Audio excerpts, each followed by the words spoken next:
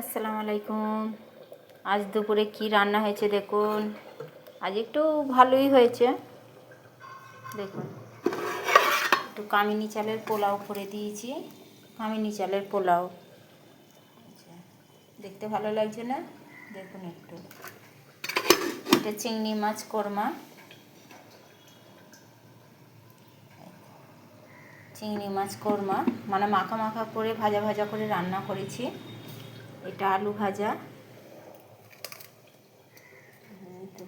ছেলেটা খেয়েছে তো।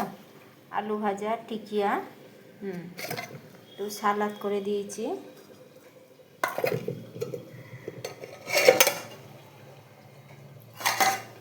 মুরগির মাংস চাপ, দেখ কালারটা কত সুন্দর হয়েছে। গরুর মাংস চাপ, দেখুন কত সুন্দর কালারটা হয়েছে, দেখেছেন? হ্যাঁ, এটা মুরগির মাংস চাপ।